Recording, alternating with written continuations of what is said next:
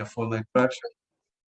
All right, so let's make a formal introduction for our listener. Good afternoon, Matthew and Graham. My name is Claudio, and I'm calling you from Washington, D.C., from the studios in Fairfax City. We're very humble and grateful that Perge accepted our invitation to our show. Hey, guys, welcome to the show, man. Hi, it's good to be here, Claudio. Hey, no problem. Nice to meet you. Same here. So let's go back to the beginning with the pandemic, the COVID. People believe in vaccination, some other crazy people don't. And we live in a crazy world. How has this affected your creativity, your inability to tour, to play music live? How are you guys holding up, man? Matthew, so that.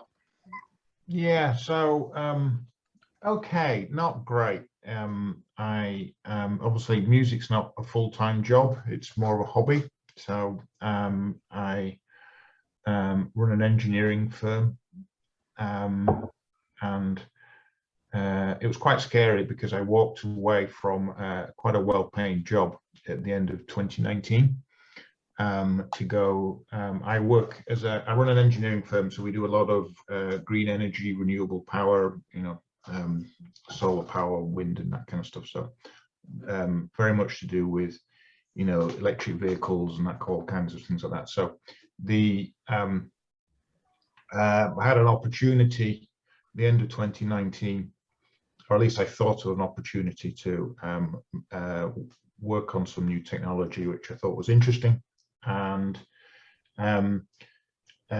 quit my job. I know I'm going to be rich, I'm going to be my own boss, and I'm going to run an engineering firm. And obviously that was Christmas 2019, and then 2020 came around. There was lots of rumors and noise in the media about possible pandemic and what was happening over in China and then in Italy, and it was it was pretty scary because it was all of the projects and all of the clients and everything that I was working on, I suddenly couldn't physically get there. So I had projects in America, I had projects in Europe, and I couldn't physically get there. And I'd employed people and who put their faith in me, quit their jobs, and to come work for me. And then suddenly it was, I've got no work, I can't do anything. So it was very scary. I wasn't as worried about the actual virus and things like that. It was more the the financial impact and not being able to do it. So obviously that's been quite stressful. So the impact on the music and on everything, really, it's really drained the color out of the world. And not being able to go out and not being able to see me go do gigs and everything like that was yeah, quite upsetting, really. So I've continued to record music throughout, but there's been times where it's been very difficult to get motivated to think, well, I'm gonna, because you're inspired by the world, you're inspired by, and I think our music's fairly positive. So I think I don't want to just sit there and make a discordant drone that vent your anger into it. So I think so we haven't put anything out this year, but I think maybe it might be an idea to have to reconvene next year, really, and do something then, because I don't think it's had a positive impact, put it that way, on the music. So and I don't want to put something out that's substandard. Of course, yeah. So yeah, that's but you, Graham, how this affected you? Yeah, slightly different for me. I mean, yeah, the pandemic has been a huge challenge for so many people in so many ways. Myself, it hasn't actually impacted me that much because I actually retired just before the pandemic, so it didn't really affect me in terms of my job and things like that. Musically, as Matthew knows, I haven't been doing a lot anyway for quite some time for various reasons. So it hasn't really impacted the music either. Matthew has been valiantly carrying the Perge flag for a number of years now, and I applaud him for that. And yes, we need to, I need to get back together with him and produce another album as a duo rather than a solo album, which is effectively what the last couple of Perge albums were. I got you. Yeah, for me it was well, I you know I have a good job, so I began working from home at the time March last year, and also I had more time to listen to all the music that I was buying because I was buying a lot of stuff and accumulating, so give me the chance to begin listening to the CDs and buying all that I have, and allow me to put my life in perspective and realize that I was going, 1,000 miles an hour doing all this stuff, and I was enjoying my life very much. And when the pandemic gave me the possibility to slow down and like they say in the United States, smell the roses, and I realized, I was doing a lot of things that I was doing it perhaps for money and for other reasons, and I found out, and did a lot of introspection and understood what was important to me, and so in a way,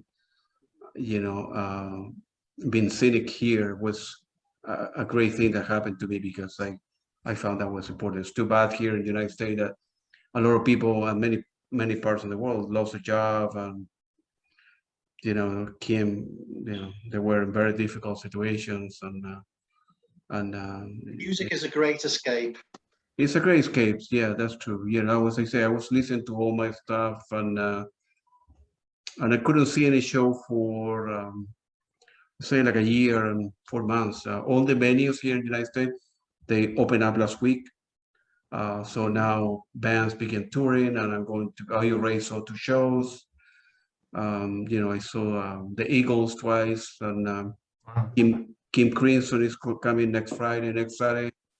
Brit Flow is a tribute band from the UK that does a tribute to Pink Floyd. That they are very, very good. So for me, it was, I'm looking forward to seeing the show. So it's. I haven't seen a show now for 2 years. I usually go to see one every, probably every other month at least. And yeah, it's been the longest I've gone without seeing a show for a long, long, long time. Well, you always have YouTube to listen to. Yeah, well, I've compensated. I've bought a ridiculous amount of vinyl, I think, whilst during the pandemic. I seem to be just continually accumulating additional records. Yeah, so which is nice. Well, were any of you born like in a musical family? How old were you when you began? I suppose before keyboard, playing piano or taking guitar lessons or that sort of thing. Kind of. I'm from quite a large family, so I'm one of 8 siblings, and most of us were pretty musical. My parents weren't so much. My dad played the piano a little bit, but it's quite interesting because we all like kind of different types of music, and so we used to, growing up, would all play music overly loud, but so they'd all compete with each other. So we used to be exposed to quite a lot of different types of music. I originally started out playing the guitar, and joined a rock band trying to play,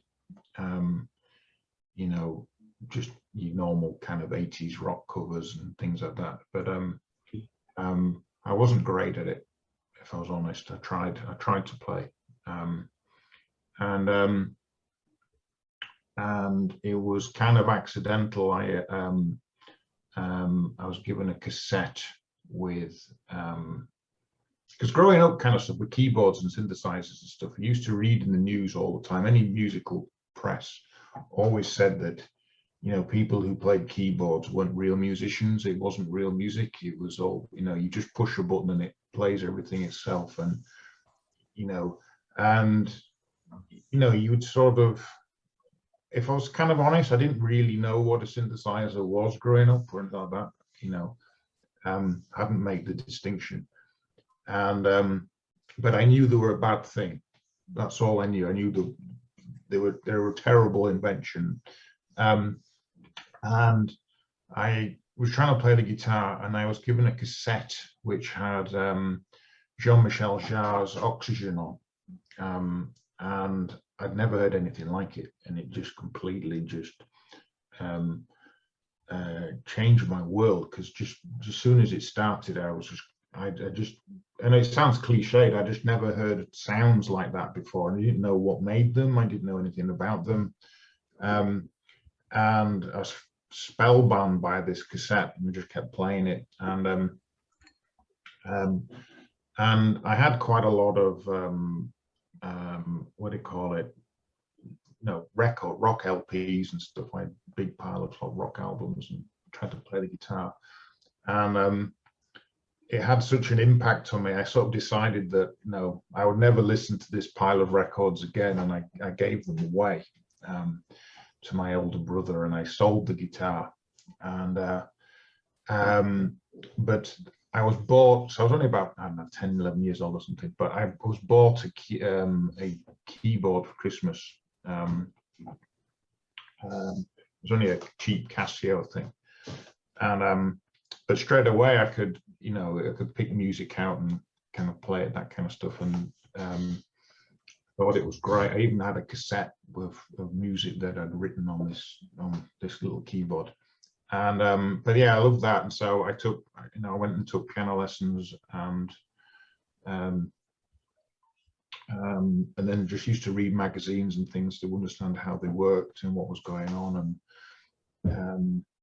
And then just bought loads of records by, you know, Jean-Michel Jarre, Tangerine Dream, all of the Vangelis, you know, all of the sort of usual suspects. I would just sort of obsess over all of the information and trying to figure out, you know, what it was. I never kind of thought that I would be able to play anything like what those guys were doing. They were very much a kind of sort of almost a mythical status of, you know, you'd see, you know, Tangerine Dream playing something, and it was like no human could make music like that. They knew something that no one else could possibly know. But I used to have, you know, a Commodore, and I used to kind of, you know, had a little sampler and that kind of stuff, and used to sort of make music with that. And I used to think it was quite good fun, but I never really saw that. It wasn't until probably I was, you know, quite a bit older, about 18, I think, before I actually started to try and play stuff properly. And, you know, I had a bit more money, so I could, you know, Gotcha. buy proper keyboards and that kind of stuff. So, what about you, Graham? Yeah, no particular musical background, no formal training, self-taught. I must admit, I'm more interested in the sequencer side of things and the rhythm side of things than playing keyboards. Yeah. Yeah, the album that I first saw was an album by Tomita, Snowflakes Are Dancing. I heard the theme tune on the TV. Can't remember how I bought it. I must have bought it with some pocket money back then. And I remember turning the sleeve over and seeing a Moog modular synthesizer on the back and thinking, what the heck is that? And that was sort of the journey.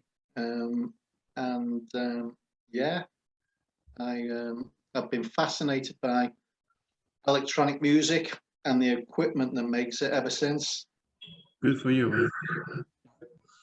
No, for me, I like I mentioned before, I don't play any instrument. I don't know how to read music. I began listening music when I was a baby, little baby in Latin America, and I began collecting music. And I think I bought my first album. I think it was can be in jazz rock when I was 14 or so. And then at the time I was listening to Tangerine. No, it wasn't. It was Peter Gabriel with Genesis, Pink Floyd, and Led Zeppelin. And by accident, I discovered an album by Tangerine Dream, and I don't remember which one it was.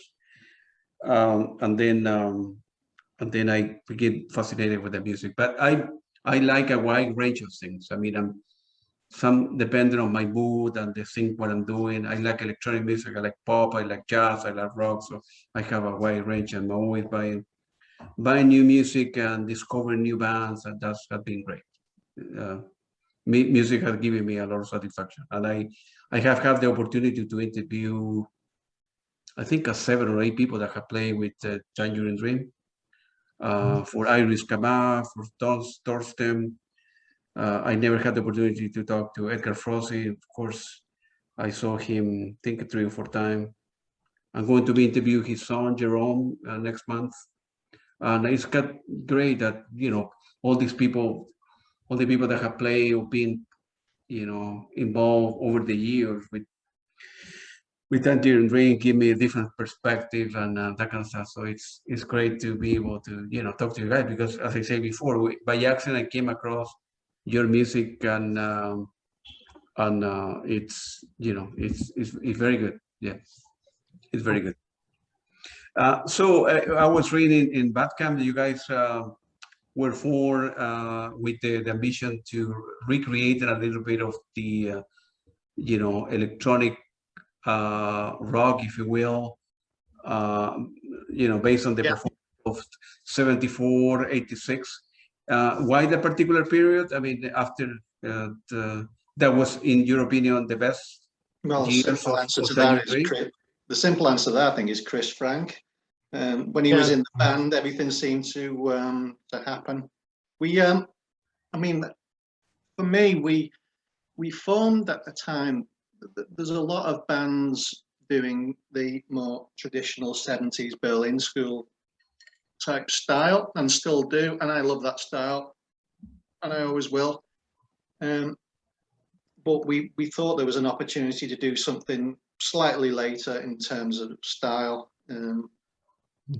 more in an 80s electronic rock form, when Johann Schmoling joined the band, who was another hero of mine. And Matthew, we started talking. Matthew sent me a tape, or I can't even remember how we got together, to be honest. He sent me some files.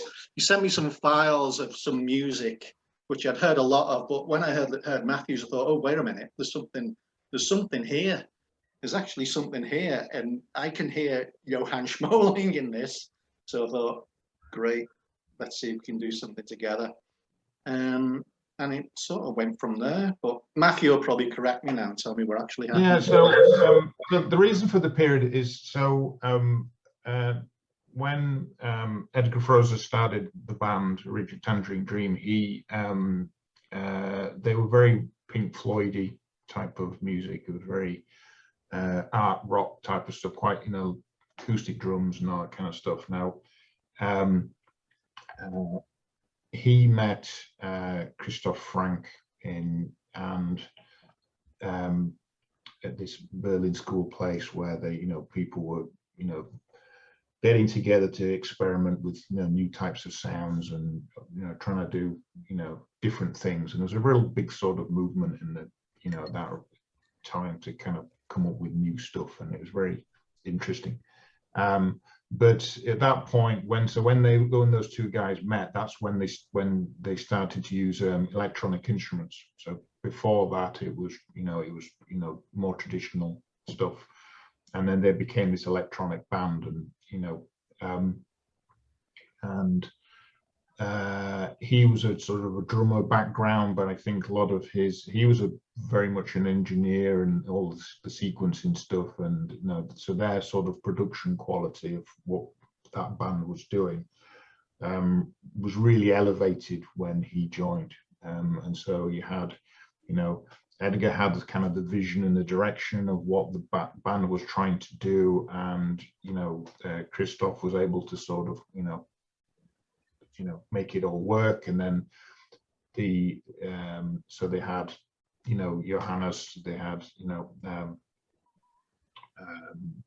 Peter Baumann, that kind of stuff. Those people were able to kind of add the extra elements in to kind of make that cohesive sound. And what was sort of interesting for myself with the slightly later stuff, so was because the technology became better, and you had things like digital step sequence, and the instruments were able to be synchronized and that kind of stuff. The music became a lot more complicated and a lot more involved, and a lot more sort of symphonic. I was brought up on classical music,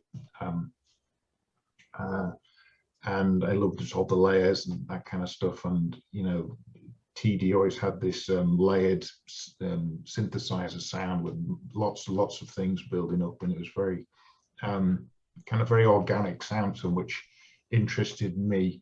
So the reason the sort of the band started was because that they were famous for playing one-off shows where a lot of the music was improvised. You know, they would come on stage, and so what you heard on one night will be different than what you heard on the next night. And a lot of this music was never released.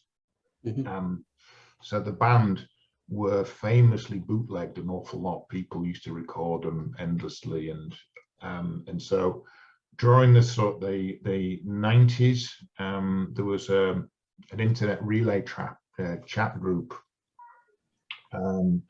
which a lot of fans used to listen to on, and these bootleg recordings that people had, they started trading them. And so, you know, you could, you know, send some blank CDRs to someone, whoever, and you'd get a load of recordings back of music that, you know, you couldn't buy, and it was great. And some of them were really good quality, you know, these were great, you know, soundboard recordings of live shows that they did. And it became quite apparent quite quickly that there was hundreds of these tapes, you know, of performances, right from, you know, the very, very early stuff all the way up to pretty recent stuff. There were just loads and loads of things. And so it was quite exciting as a fan to sort of discover all of this music that, you know, you couldn't buy, or, you know, be reminded of concerts and things. And a lot of these things were fantastic. You know, you just, you know, you put like some of the older stuff on, and it was just really exciting to listen to, and you kind of imagine in your head of what it would have been like. And what happened was, slightly unfortunately, was that so Edgar Froese was aware that this was going on. He was quite happy to give it his blessing. He didn't see any harm on it, but he just says, as long as it's not, people aren't selling these for money, I'm quite happy to do it. But typically, as you can imagine, suddenly these things started being sold. They were on bootlegs, and people were pressing them onto stuff and trying to make money. You'd see them online for sale, and because people were making money out of them, he just said, look, okay, and enough's enough, and called time on it and said, you know, stop doing it. So they pretty much disappeared. Now, I knew Graham from a number of concerts. I didn't know him very well. I knew of him probably more. We'd been to, there's quite a lot of concerts that we'd both attended to, and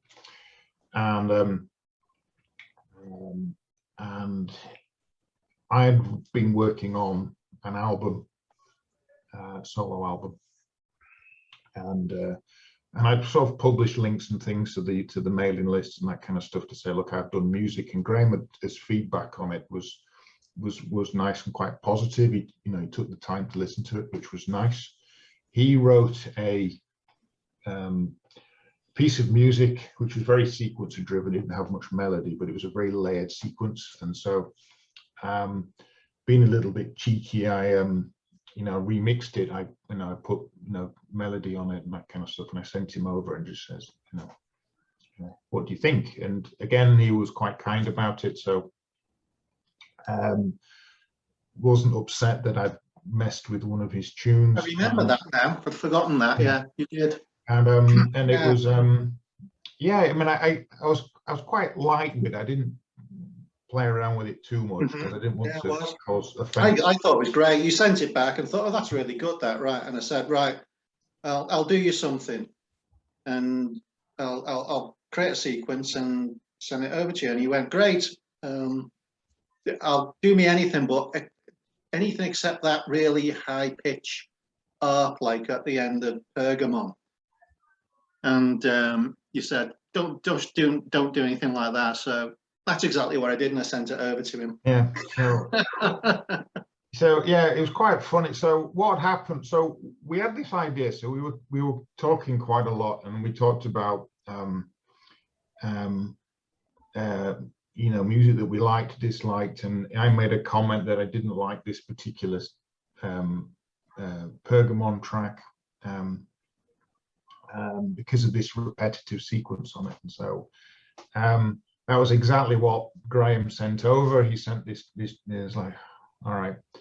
But we had the idea, that was, so I saved the file on the computer because it was recorded on the hard drive, and needed a name. And so I just called it Perge, just because it was just Pergamon sequence kind of stuff. So that was where the band name came from. But we had the idea, we thought, because there are no more of these bootleg recordings of the band, wouldn't it be quite fun to kind of make a new one?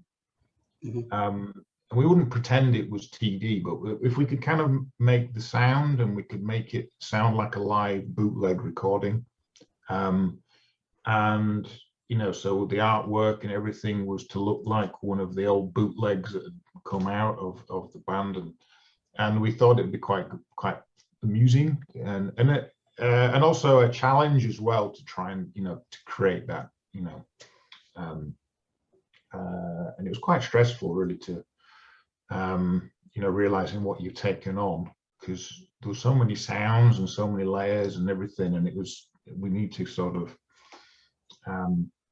let's make something that sounds like a full concert, based in 1980, 81, and recreate all of those sounds. And we worked on it for about 8 months, I think.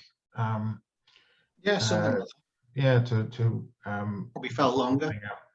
And but I was, it was quite stressful, and we'd worked on it for a long time, and to put it together. But when it was sort of finished, I remember we sort of sat together and we listened to the mix through, and we were quite quite kind of excited about what would happen, and would it just be ignored?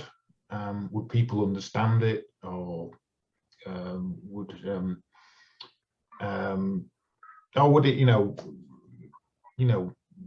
be well received? And it was kind of interesting because it was kind of all three happened.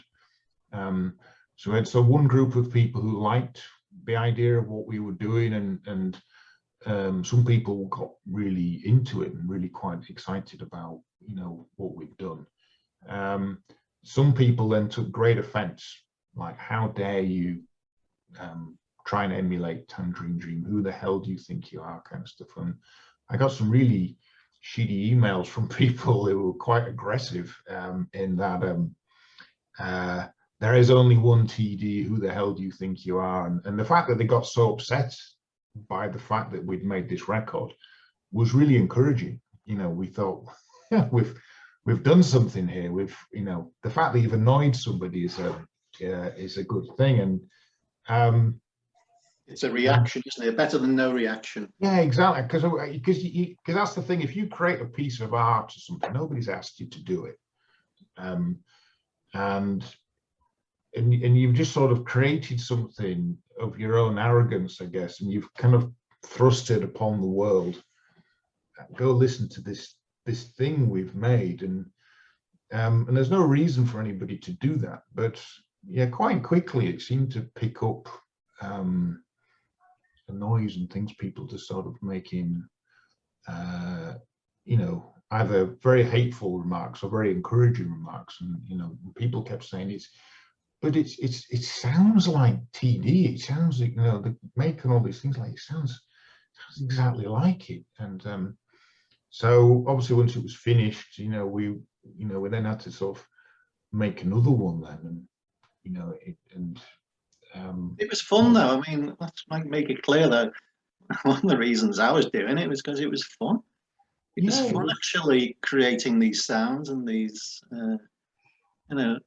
these tracks that we never went out to completely copy them. We wanted to capture the spirit and the style. There was probably a few tracks that we flew a bit close to the wind on, but generally these tracks are, they're composed separately. We're just trying to catch the essence of what Tangerine Dream were doing around that time. And we enjoy doing it. I enjoy doing it. Certainly do. Sorry, go ahead.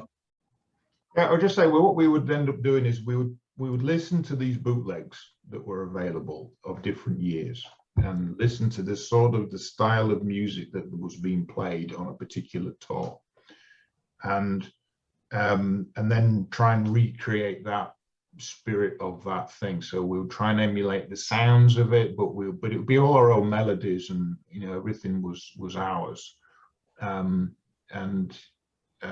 So we go, all right, let's do something from 1983, or let's do something that sounds like 1978, or whatever it was. We would sort of pick a time frame, and then try and create something that fit into that, and then sort of present it. But they were always presented as like a live concert, so they had sounds and noises and things on, so it sounded like a.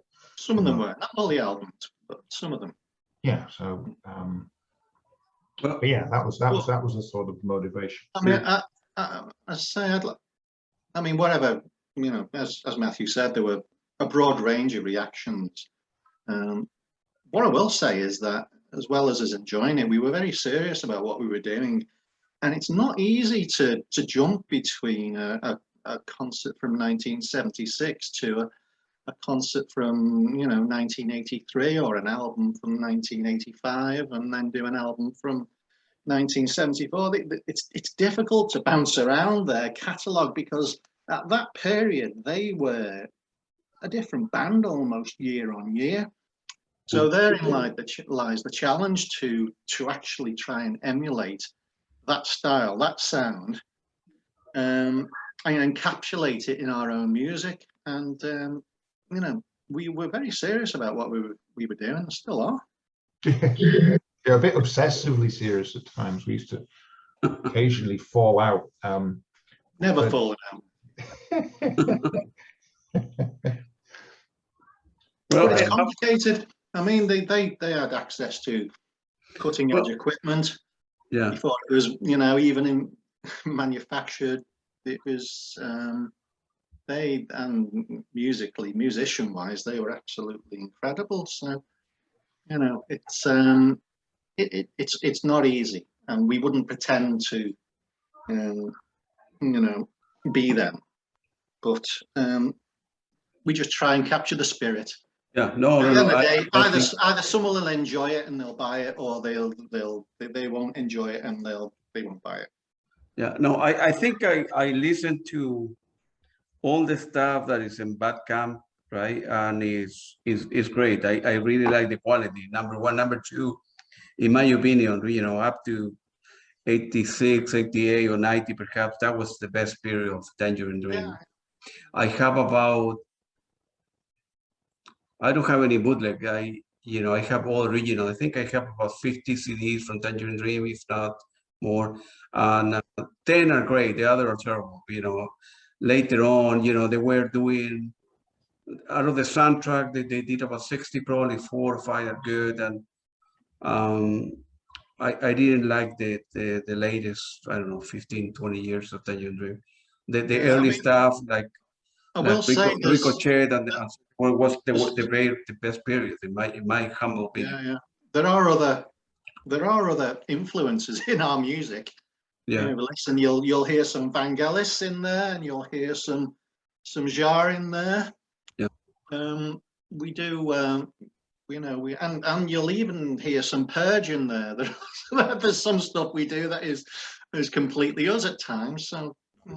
Anybody from Tangerine Dream management reach out to congratulate what you were doing, or on the other hand sue you because we're so close? Neither. I met the latter.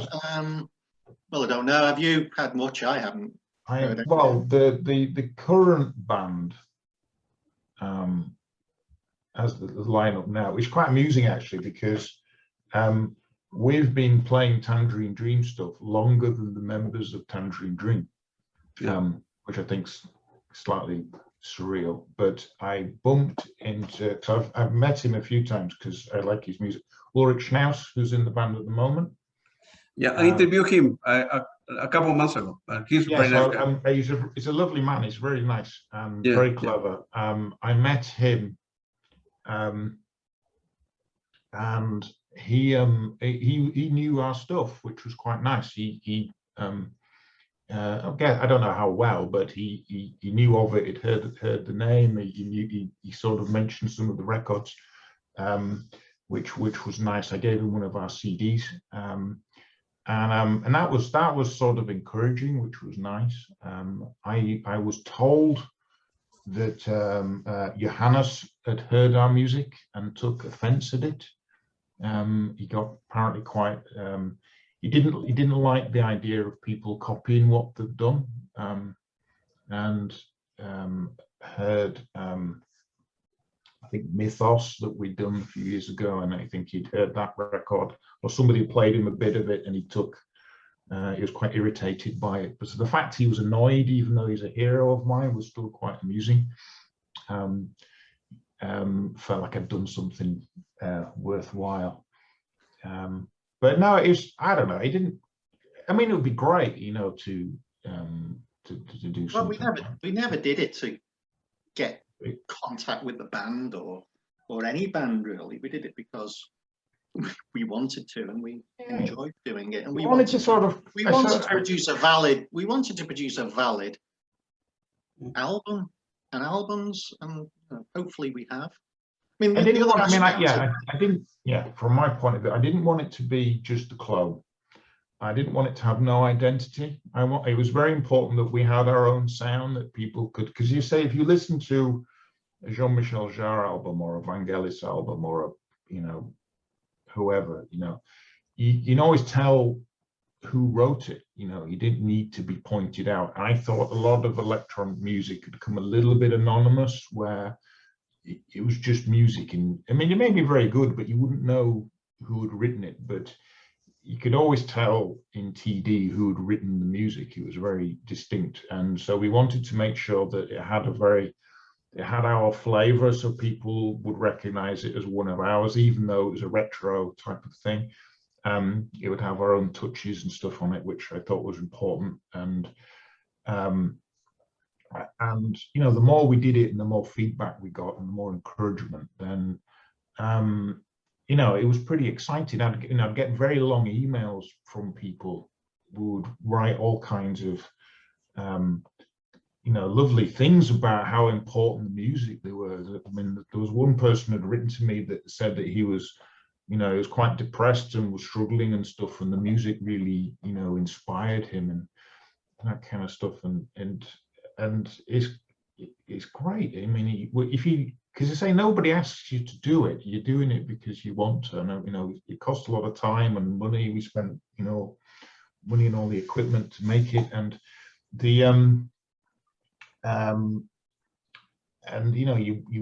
you put everything into it, and then when somebody says that they enjoyed it, and it's really, even if it's just one person, it makes it all totally worthwhile. I think it's yeah. I mean, we are. I would like to. We are realists. We really realize that the scene, the electronic music scene, as we define it, is small, and moreover, arguably, there's probably more musicians than there are fans who only listen to it. So, because the equipment is become far more accessible, especially more recently with some of the equipment coming out from Behringer, who are creating some of the classics for amazing prices. So you can actually become an electronic musician anytime you want and get a reasonable rig and go and do your stuff. And it's easy because most of the people who do it are IT professionals. It's easier to get it on the internet. So there's masses of it. But the audience, I believe the audience for it is it's relatively small. there are a few exceptions, like Jean-Michel Jarre, who seems to go on forever. He's incredible. And Kraftwerk have still got a big following for every, whatever they do. But we are realists. We realise that this scene is small, but we just do it because we enjoy it. Absolutely, that's a good answer. A lot of people that complain too much is, or the hate email that you got maybe because they couldn't do it themselves. And so, no one owes us anything. As Matthew said, this is not our job. We're doing it as a hobby, but we are we are serious about it. We don't just play at this. And if we produce something that we think is is not worth it, we wouldn't release it. We believe the albums we have released are worthy of some people's attention anyway. Absolutely. I want to bring your attention to the following tracks, and feel free to elaborate. What can you tell me about I think it's called Out, the sessions? I think it was, how did the composition come together? I think it was released in... That was a tribute to me, because I was out the band at the time. So, a very good track, actually. So how we ended up sort of doing it is we'd make an album which was a very strict concept of what it wanted to be. So it'd be very much, a continual piece of music, in sections. So like the first one was Diad, and then we did a Diad sessions. And so that was, the sessions albums were kind of music that we'd created, which didn't fit that flow of the single narrative of the original one. And so we kind of did an album, then a companion album to go with it.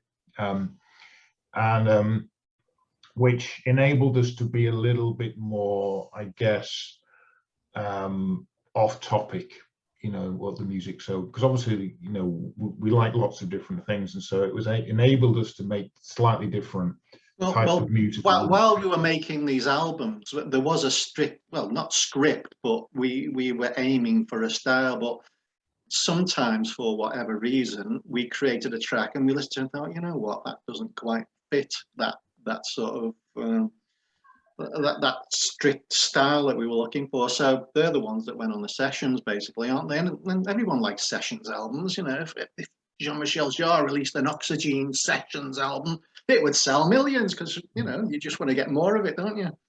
Well, the current TD lot have had about 8 sessions albums. And yeah, Tangerine Dream are doing them now as well. Every 5 minutes there seems to be another one. But so I did.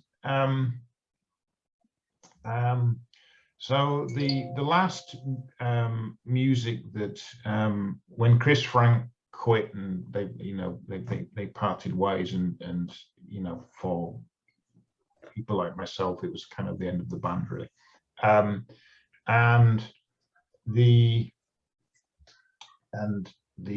So came up with the idea of this, the title Out the Way We Came In. And so it was based around the sort of emulated 2 sound and the kind of the more sort of sampled sound and stuff that they were making when Paul Haslinger was in the band. So Underwater Sunlight type of thing, Tiger, Live Miles, all of those types of things. And so came up with this idea for,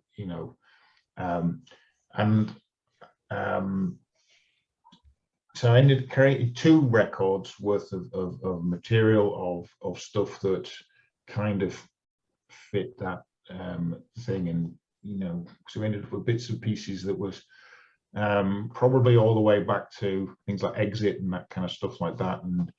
But they made an awful lot of soundtrack music, things like Risky Business and and Thief and all of this sort of. They made some fabulous music scores, and so it was a bit of a sort of rather than like a live band type thing, it was a bit of an homage to that. So the sessions album, so it was out the way we came in. The sessions seemed just like an overly long title, so it was just shortened to Out the Sessions. And so that's got you know, a lot of the sort of the sounds and things which came out in, you know, so it's got things like the DX7 slap bass, and, you know, bought quite a few keyboards and things that had those sounds on them to recreate them. So but it was, yeah, it was that one is kind of, its tunes that didn't really fit, so it had stuff that was very sequency and not much melody as such, a very layered sequence of stuff that they did. It had a track which sounded a little bit like the Alchemy of the Heart, which was one of the ones they did, which was, you know, a very piano based one. It builds up and things like that. And so so yeah, it was sort of trying to kind of have that final thing, really, that you know, swan song music, that when, you know, Chris Frank, you know, decided he'd had enough and walked away. Isn't that the one with the black hole on the cover? Yeah. Yeah, I thought Out the Way They Came In was related to that as well. Am I reading too much into that? Yeah, it was all, yeah, that was where the title had come from. It was, so it was when they managed to get the first, they imaged a black hole, didn't they? First photograph of a black hole, which was and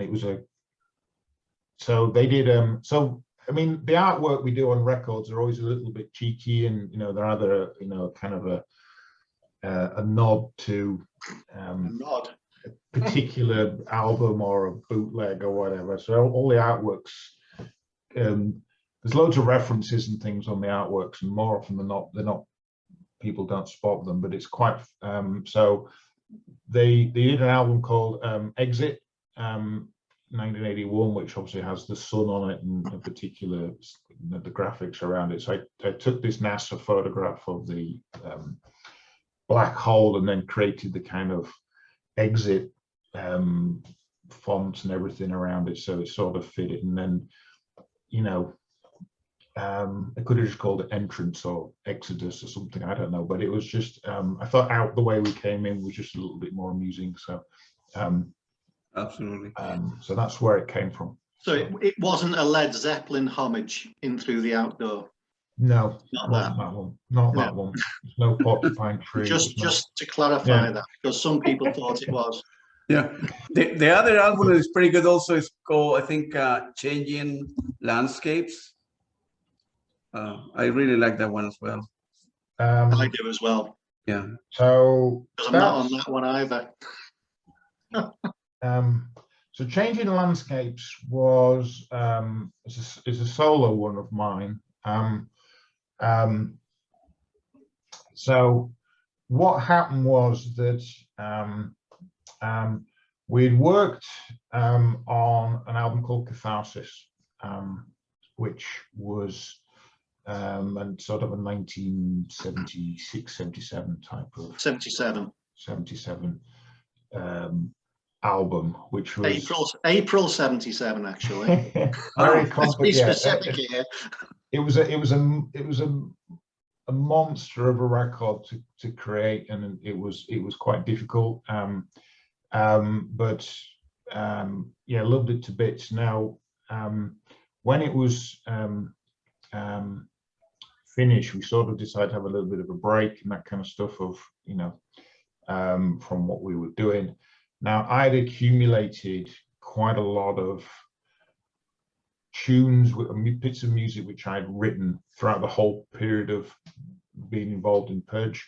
So they just didn't fit on anything. They're just ones that I'd written for whatever reason, just on my own. And I thought that I had nearly an album's worth of music. It'd be nice to sort of make a bit of a kind of a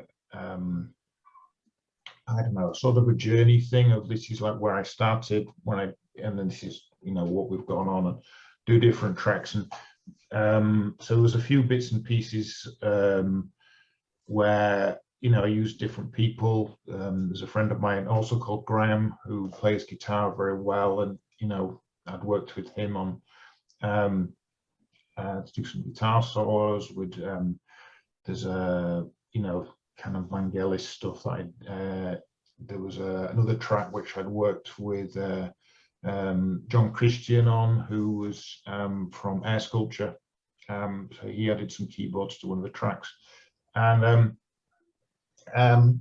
so I ended up with a kind of a CD worth of music of quite different tracks, I thought, but it sort of had a narrative of a personal story of what I'd done. And then when it was pretty much finished, Graham said he wanted some time off. He wanted a break. And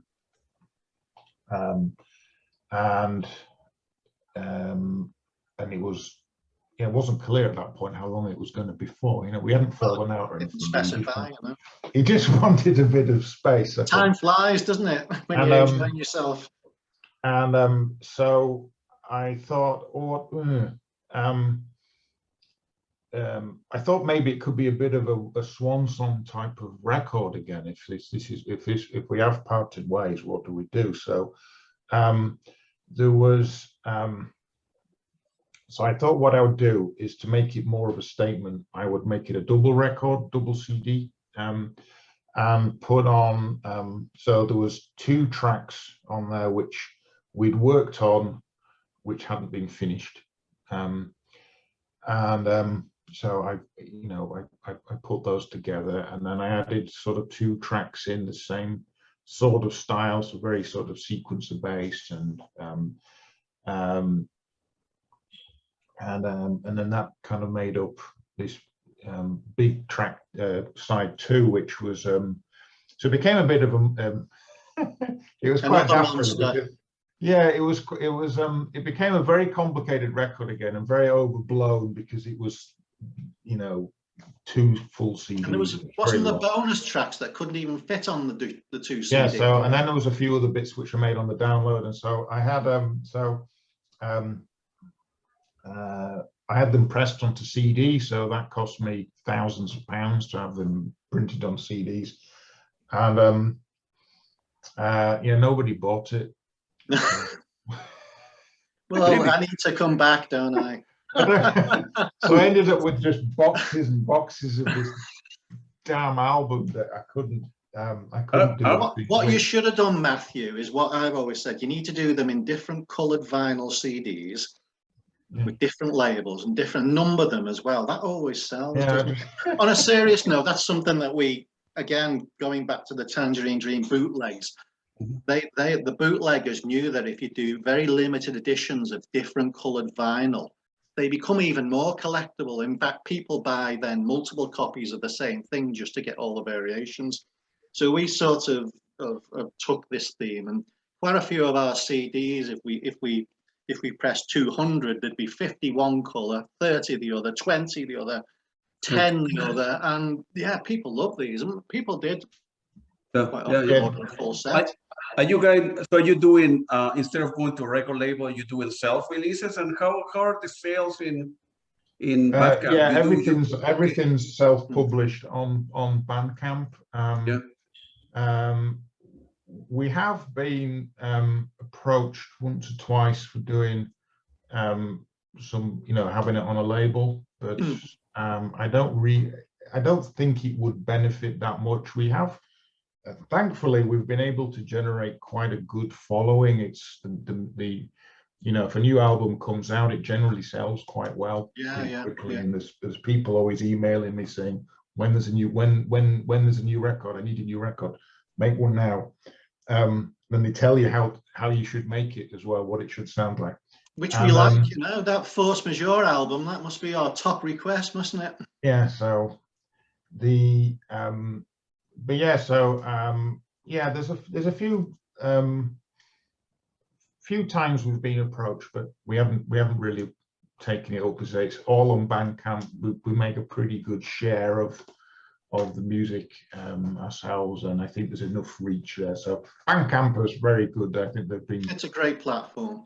It was quite amusing, actually, because a few years ago it was discovered that there was a guy on Bandcamp who was selling CDs, but it was our music on them, and he was just changing the names of the tracks, so it was by him. Yeah, and he was selling CD, and somebody emailed us and says, "Have you heard this?" He listened to it, and it was our music. but they just changed the names. And I didn't know that, Matthew. That's I news to said me. you just never listened. But Yeah, well, that's true. I think that's really cool. I just thought it was pretty good that Claudio, you should be finding who this guy is and interviewing him next week. We were sufficiently notorious that we were now being ripped off, and I thought, well, the bootleggers are bootlegging us. That's fantastic. I thought I absolutely love that. With that. Yeah, so. Yeah, that is one of our greatest achievements, I think. I wrote to Bandcamp and I said, look, this guy's ripping us off, and they immediately closed his account, and they were very good. So I think from a musician point of view, in a world where very few musicians are able to make money from what they do, I think Bandcamp is a bit of a. It is, in all seriousness, quite special. I'm a really big fan of what they do. Absolutely. I mean, I think they only take about 10%, and the other 90% go to the musician, which is and they have these times off where they give 100% to the 100, as opposed to Spotify, that you need to have like a million hits to get a check for $20 or whatever the amount happens to be. Which you with this type of music, I mean, if you're a Taylor Swift and you have a huge army of people marketing behind you, then you'll get a million hits. But if you're any other independent act, it's never going to happen. Never going to happen. You're basically just giving your music away for free. So it's so what are the plans for the near future, when you guys assuming that the pandemic will go away and you will be able to tour live? Is any plan for recording new gigs and touring? We've never toured live, never. Really? And there are several reasons for that, and I can't remember any of them. So there's a couple of it's a bit early days, but the idea is for a post-pandemic, and then there is an idea for a live show. So one of the albums that we get requested to make the most is something that sounds like Force Majeure, which was the first CD album I ever heard anyway. And so with full proper guitar, acoustic drums, obviously the keys, the sequences and all that kind of stuff, and a big thing. So there's some friends of mine we've been working on trying to sort of jam the album to see if we can kind of play that sound, hoping Graham contributes to the sequences and things on it again. And so the desire, because obviously the people that I've been speaking to are performing musicians that they play live, and so we thought it would be quite cool to see if we can find a venue and put on a proper concert, and then play essentially a live gig with and premiere this new record. That's the idea of And we could record it from the audience with loads of audience noise and release it as a bootleg. Yeah, we just bootleg ourselves. Bootleg ourselves. That's one of the plans. But that's the idea. So, but it has to be a very lo-fi microphone that's recording it in the audience. It's in somebody's pocket. And then 6 months later, we'll find the soundboard. And re-release it. That's just a dig at me for remastering everything. But it's so that's the idea, to try and because that's the thing, is you don't want to keep repeating yourself. I don't think you want to sort of. I'm the sequencer guy. If you do, because their sound, a lot of electronic music people's sound changed because the equipment changed and they bought new stuff and they were able to do new things, and so every album sounded differently. But when you're sort of now looking backwards, you've got access to every sound that's ever existed, and you have to be sort of disciplined in, I'm going to make something in this particular sound and frame the work. And and there is a sort of a worry sometimes that if I do another record, it'll sound like the last one we did or the one before or whatever, and trying to keep each one sounding different. So I think it's an obvious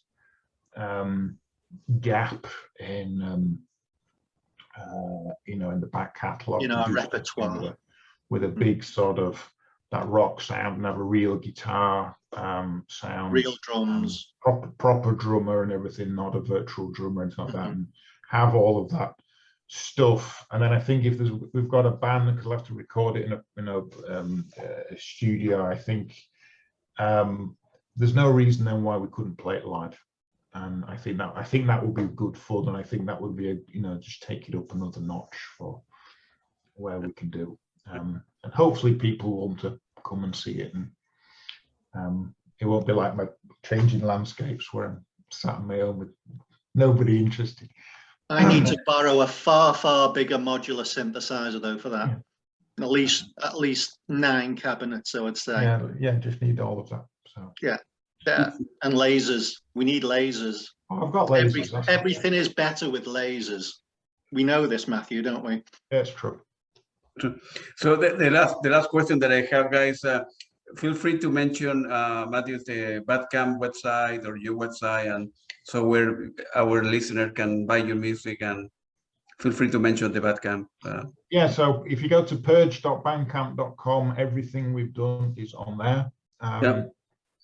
That includes my solo music as well, so it's everything is on that site. You can find us under Perge Music on Facebook. And yeah, that's pretty much it. And there's a lot of our stuff on YouTube as well, so you can find us on there as well.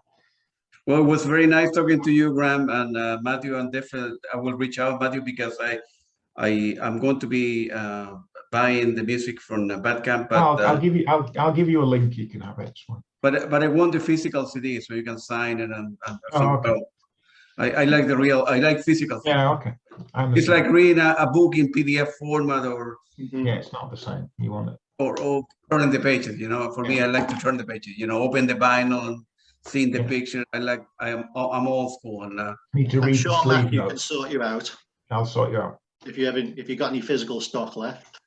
1 or 2. Yeah. In all the boxes that you have, Matthew, on the you can buy that one. If you want to buy 1,000 copies, there's something there. It was very nice talking to you guys. Keep up the good work, and thank you very much, man. I appreciate it. Claudio, it was great to speak to you. Thanks a lot. Thank you. Okay, take it easy. Thank you very much. Take care. Bye-bye. Bye now.